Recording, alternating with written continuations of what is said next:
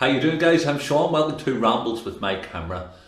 Guys, today's video I'm going to be talking about the correct way to hold a DSLR camera or an SLR camera.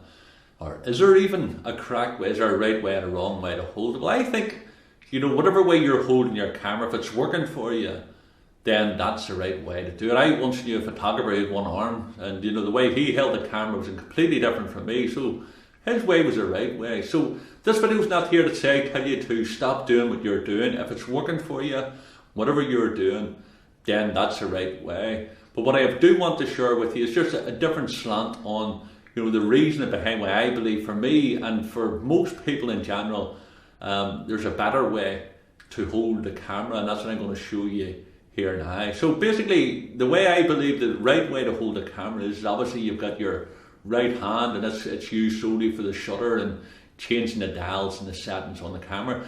It's what we do with the left hand is the issue on most occasions. I see a lot of photographers there, and they're holding the lens at the top of the barrel, and they're holding it like that, and then they're taking their photograph. You see them focusing it, or changing the zoom out and in. And then the hand goes down, they take a photograph, or they just hold it like that and they keep taking a photograph. Why I say that's the wrong way, or there's a better way to do it, there's no real support. Yes, you've got a wee bit of the weight on your hand, but if you're doing nothing else with it, you're not really supporting it. If you've got a heavy camera and a bit of a heavier lens onto it, then that extra weight could cause a bit of camera shake.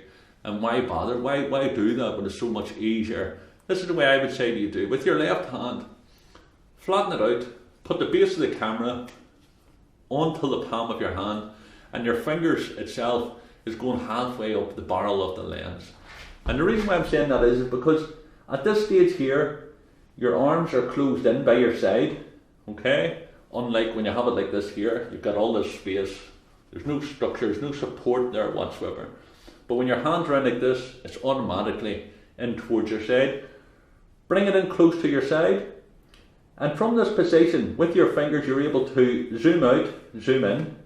If you have an aperture ring on your camera, you can jump to it and turn the dial. If you're manually focusing, wherever your focusing ring is, you can do that all at the same time. Zoom out, zoom in, focus, aperture ring, and still supporting the camera by your hand. You with me? And that's why I believe that if you're holding your camera, you should be holding it with the palm of your hand on the underside of it, and that's giving you support. And at this stage here, if you're taking a photograph, now everybody's different what they do when they turn the camera up into the portrait mode.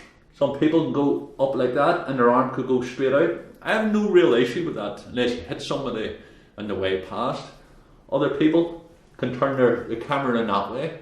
Yeah, I think it's a wee bit more awkward because you've now changed your right hand into being a bit awkward. So basically what I do is, I get myself like that. If I want to throw my camera up, I could pull it like that. I could take a photograph, bang, back down into the portrait, into the landscape, and that's it set. So that's the way I would say to you, if you're holding the camera, if you hold it like that. Another very important thing is where you're standing. You see a lot of people could be standing with their 2 feet slightly apart, both of them in line with each other and pointing directly towards the subject. Now basically why I think that's the wrong way to stand is because there's no real support.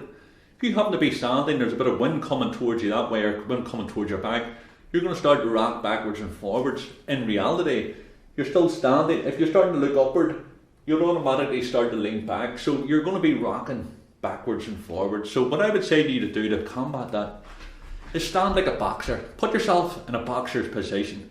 You don't have to hit anybody as they're walking past you, but try to imagine what a boxer stands like. He or she, female boxers nowadays.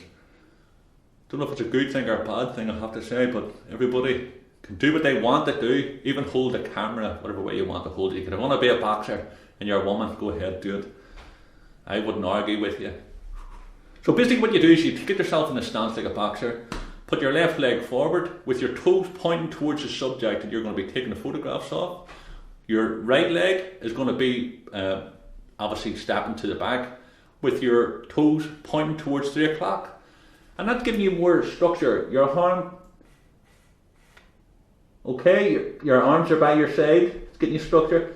And if you looked at, you're more solid, and more importantly, you can move forward, you can move back, just like a boxer would, bit of foot, and it's so much easier than standing like this, because you're standing like this, you're going over. If you happen to be a press photographer, there's going to be people in the hustle, and you're standing with your 2 feet side by side, you're going to get knocked flying. So really what you want to do is get yourself into the boxing mode.